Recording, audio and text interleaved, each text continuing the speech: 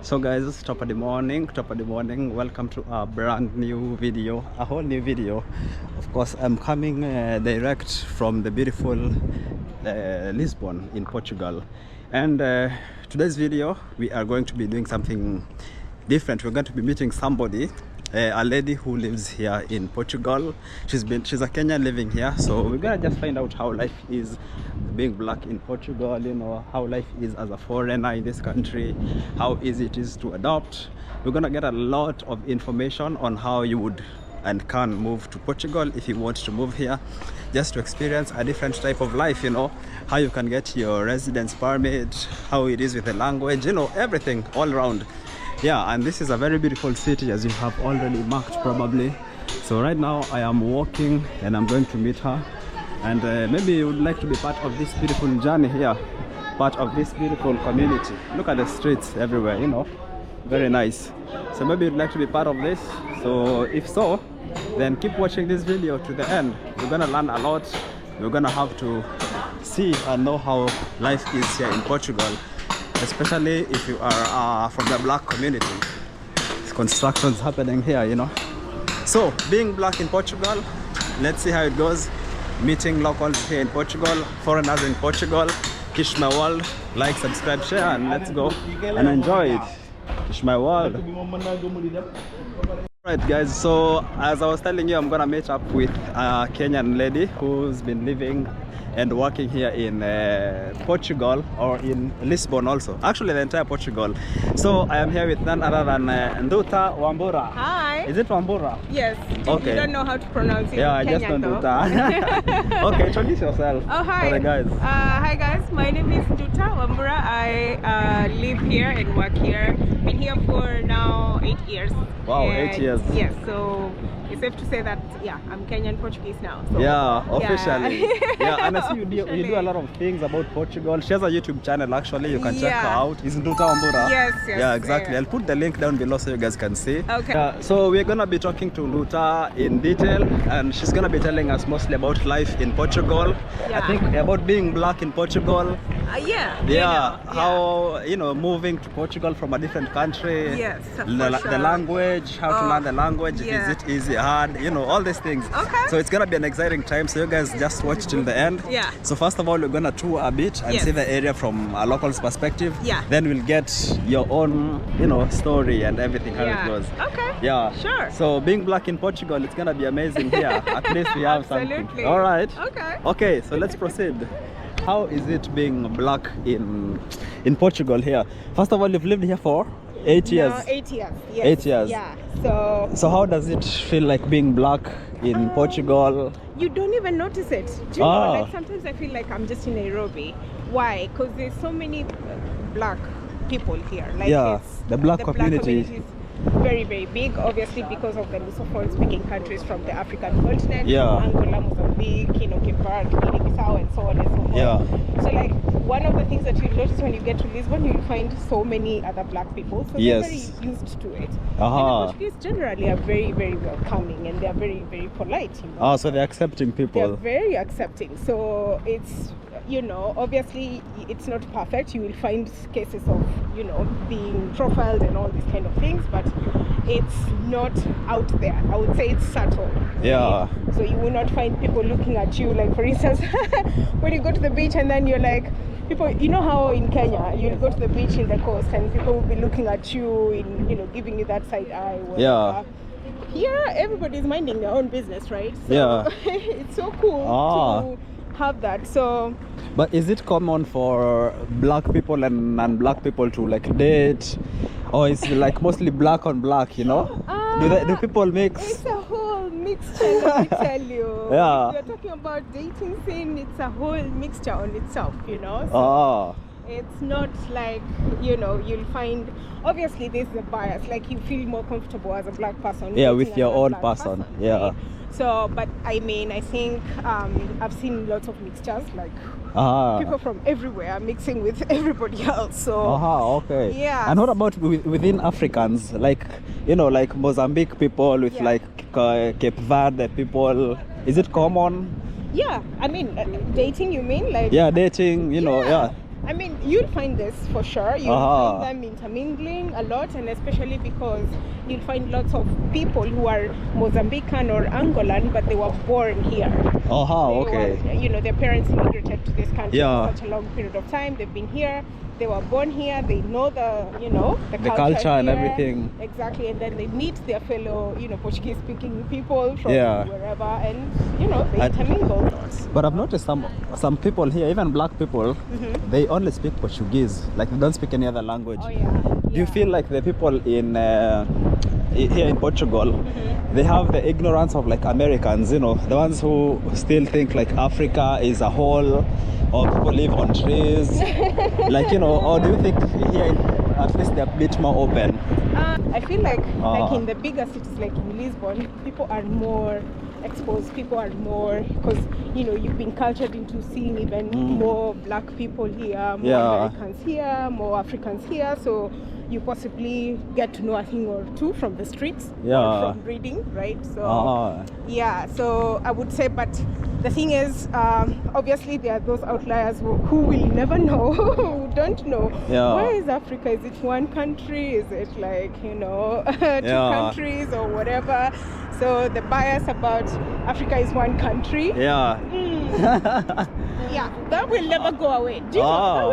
I don't know. That one is, and it's only in Anywhere. Africa. That's when it. you ask about Europe or Asia, they know different countries. But in Africa, they always say it's one country. That's it. We should one day say that Europe is one country and see what happens, right? Exactly. So. But here in Portugal also, is there, how even in like Sweden, in the US, in Canada, there's the segregation of people, like black people want to live in one area, white people in their own area. But is it also common here that, or it's just mixed, nobody cares, or is there like white areas and there's like black areas? I mean, obviously it's a thing. You will obviously find it even here, like there are places where there are more blacks living, especially as you go towards Sintra. There are several villages on that area which are heavily black populated. Predominantly. Right? And it's known that more blacks prefer this area actually, but it's not like you will not find whites living there anyway. So there's always these exceptions. Like, I mean, I would imagine like places like in Sweden, in Malmo is the same thing. You'll find more blacks in Malmo as opposed to any other place in Sweden perhaps. So it's the same thing. Like here you will find more blacks towards the Sintra area. I mean, Sintra, like on the Sintra line, and you'll find places like Amadora, Riboleira, those areas. They will be heavily black populated, but there are also white people there as well. So nice. It's the same thing. It's the same drill, I guess. We like living with our own. People like they always like to be like with their own. And you had a question. I want to ask, what about like social life here for black people, or in general? So like, is it easy to meet people, or are people close, or are they very friendly? Like, is it easy to make friends here? Is it easy to find, social places you can meet? That's a very good question. I mean, especially as a newcomer, like you, like the way you came as a foreigner, not like a born. I mean, this is one of those countries why I stayed is because like the Portuguese have one very, very, very friendly people. Very I think I've noticed that a bit. Like, there are people who will smile at you, will go to the supermarkets, and you'll have a chat just out of the blues, really. So this is something that is very common. So maybe we can go up here. Sure. I think this is a bit closed. So my next question is, when you moved from Kenya to come here, what were your biggest cultural shocks as a black person? Like, just not many, like maybe your top 3 cultural shocks.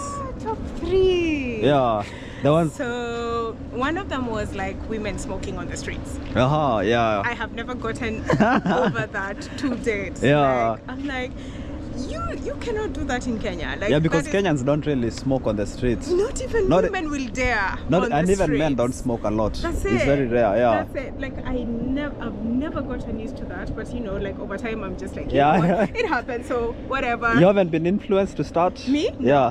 No. There's no way. You would never find me smoking. Obviously. Yeah. So that's one of the things that really shocks me. Another thing that shocks me is the fact that you could walk around at 2-3 a.m. and nobody's asking you anything. The safety. Like, I mean, this is a European thing as well. Yeah. You know, like in our countries, like if I'm late in Nairobi by even 6:37, I'm like, out. I'm freaking out. How am I gonna go home? And all this kind of thing. So it's and actually in Kenya, even for us guys, not just girls, even guys, of course it's less, but you're still always looking over your shoulder when it's 6 and above. That's it. So you can say Portugal is safe. Yeah, 100%. Like it was so amazing. Like I used to tell my mom, you know what?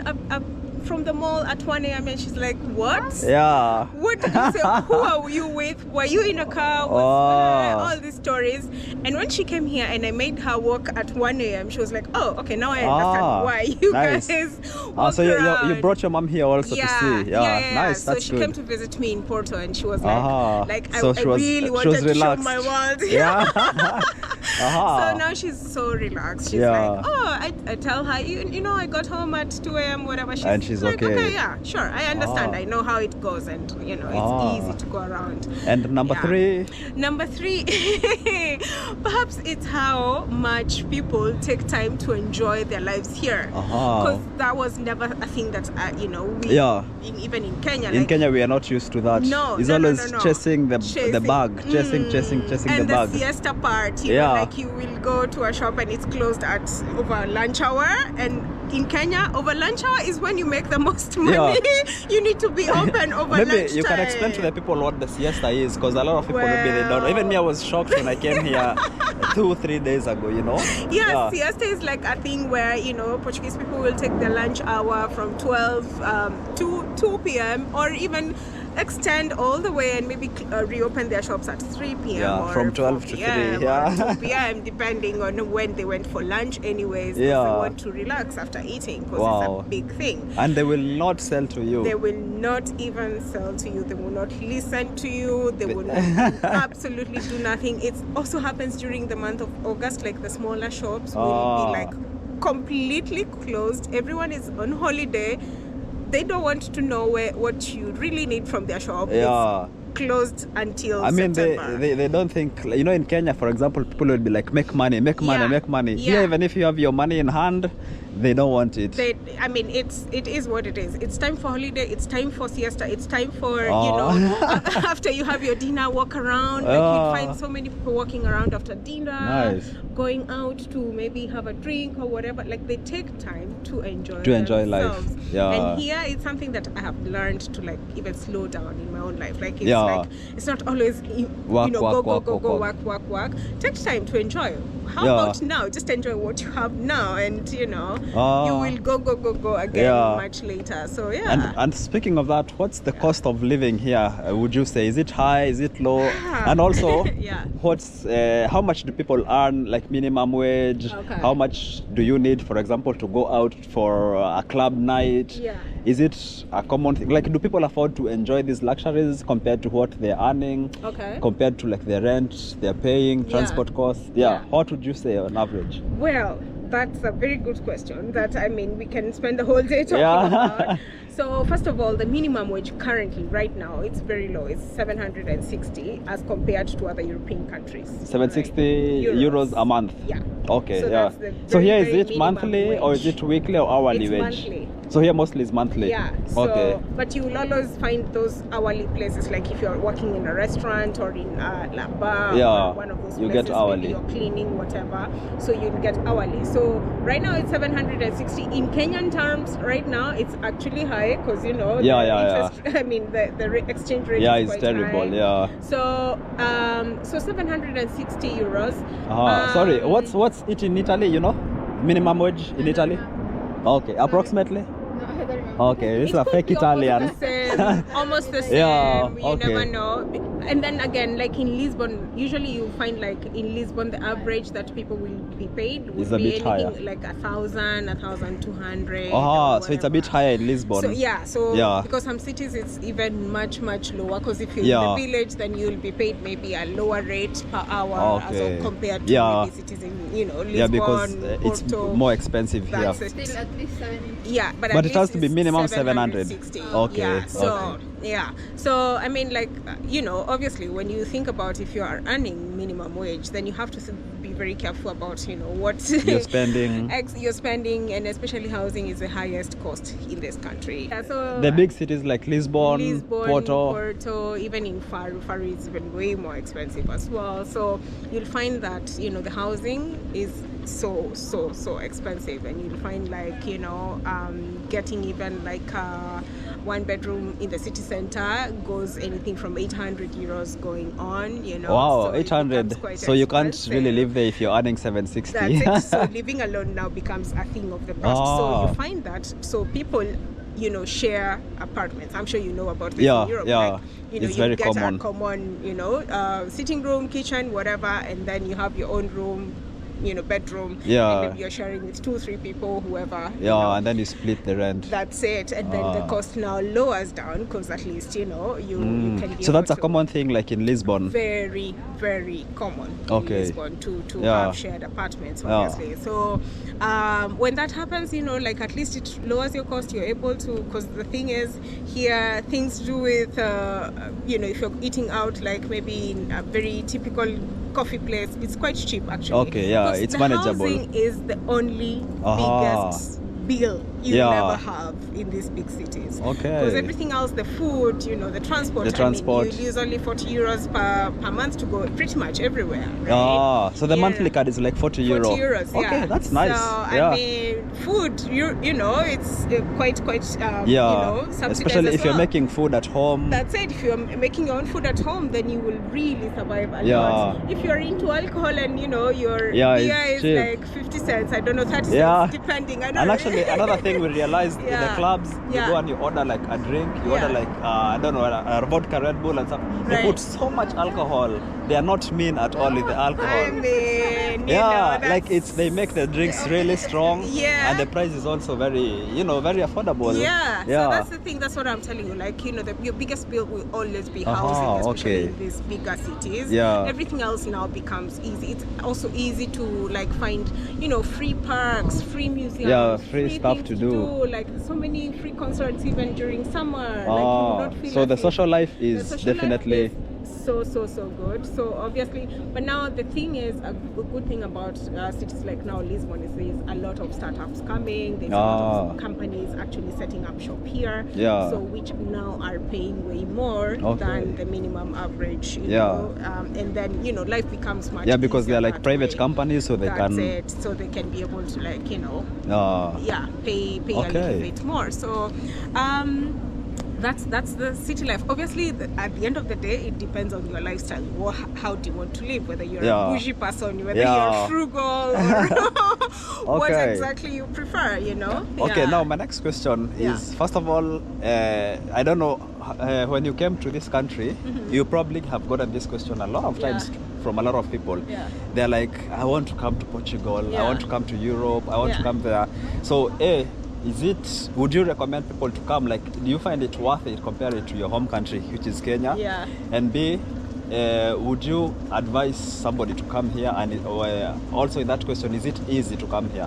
Yeah, okay. So, I mean, like, obviously, like any other country, it's quite difficult in terms of paperwork because either you're coming here to study or you're coming here to work, and or perhaps maybe you're getting married. Who knows? Yeah. You know, find those The online usual, people. the usual, yeah. So, I That's mean, the number one for Africans. that's it. Yeah. That's it. So, if you're coming here because maybe you're studying, then it's very easy to get the paperwork done, especially Okay, if you're as coming students. to do a postgraduate. Yeah. Okay. So And if- do you pay school fees here or it's Yes, free? you pay school fees. Yes. Is it a lot? It's not as a lot. It depends obviously on the course you're doing, especially Okay. a master's course. So it could be like anything from 3,000 euros per year, Okay. all the way to 6,000, depending on the course you're doing. Okay, yeah. Ah. So and if you can be able to foot that and pay for yourself, then it's easy to do the paperwork to come here. So you can get the visa easily. That's it. And do you get like annual visa or 3 years visa or? So, you know, the initial visa obviously would be affixed for perhaps maybe 90 days. And then when you come here, you get a residence card that's valid for, you know, 1 year, 2 years. It's renewed for 3 years and so on and so forth.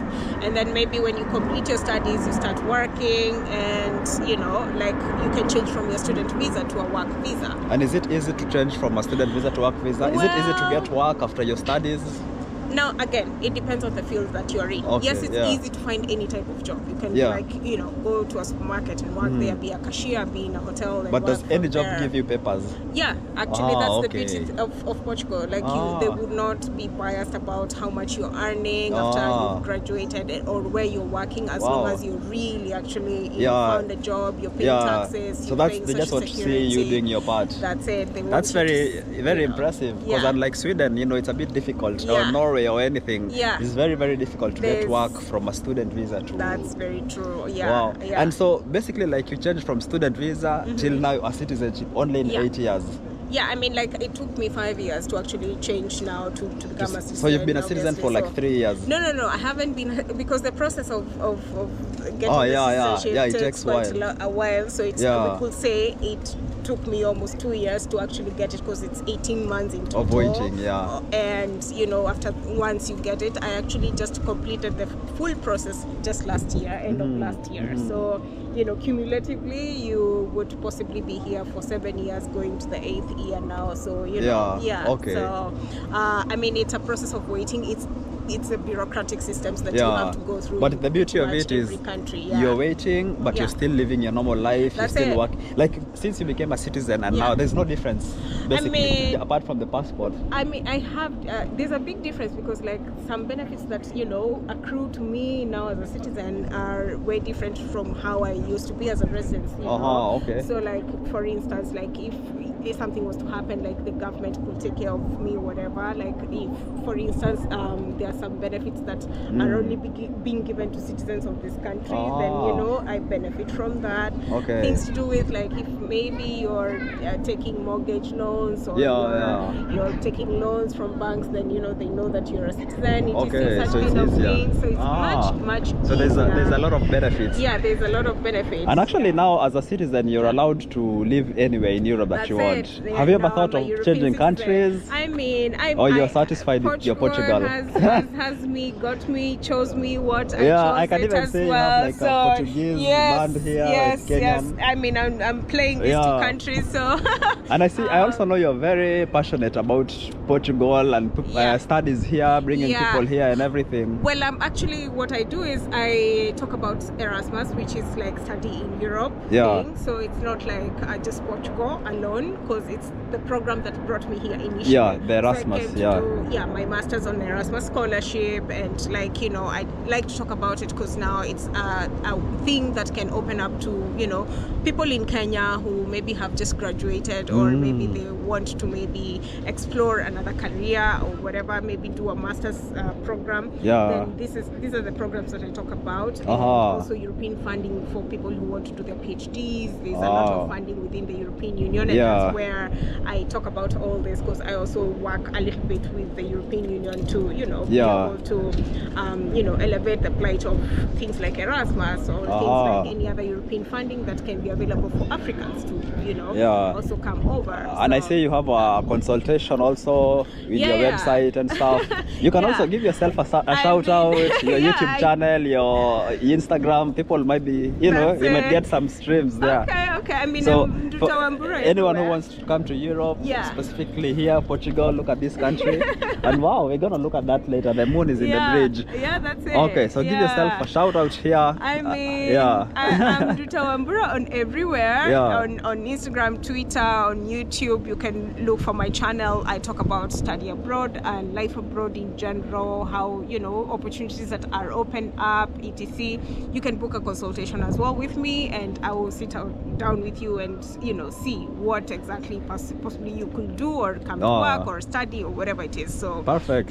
So, so okay, so now in winding up, this is the grand question. would you ever move back to Kenya?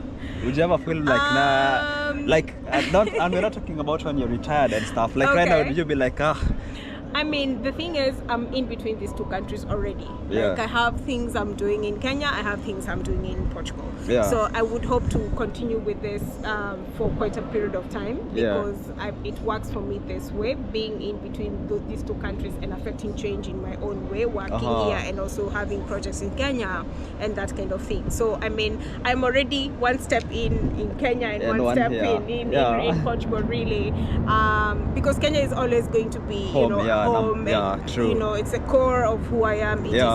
Portugal is always going to be, you know, the guy or the person who chose me, and I chose it back. The country that chose me, you know, and but you would say you are very happy about your choice of coming here. Absolutely. No regrets. No regrets at all. Like, this country has taught me so much. I have learned so much about myself, like, you know, realizing myself, self-realization, and things that you never thought you were actually capable of. I mean, I'm sure you attest to this. I mean, living in Europe, you know, you unleash things that you really didn't know about yourself. So, you have any family here, or you're just alone? I mean, that's a question for another day. Okay. So yeah, I would choose to let that be my private life. Okay. You don't put it out there. I don't put it out there. So yeah. So I'm happy with my choice. Obviously, I'm happy with, you know, being in Europe and stepping out as an African into the European continent. Having been privileged to go pretty much everywhere in Europe and you know, interacted with people and, you know, seeing different systems, things that work, things that never used to work for me in Kenya. So it's been a very rewarding journey so far, for sure. And so you definitely would not move from Portugal anywhere else? I wouldn't quite say I wouldn't move, because I'm very flexible now, you know, and because now you can do anything you want. I can do pretty much anything I want, so I wouldn't quite say. I'm just saying, you know, now I'm happy here where I am. Season. You will never know, in 5 years, who knows, you might find me in Sweden, who knows. But Sweden is much colder, so moving from this climate to that, I want my sunshine forever. Trust me. Okay, man, this has been Nduta Wambura. So follow her on the social medias. You reply to people's comments, questions, everything. I do. Please don't just say hi. I will not reply to a DM. So hi and just blah, blah, hi blah. and hi or whatever. Okay. So that was Being Black in Portugal. And thank you for your time. You're very welcome. Alright, guys, subscribe to our channel and see you in the next one. Okay.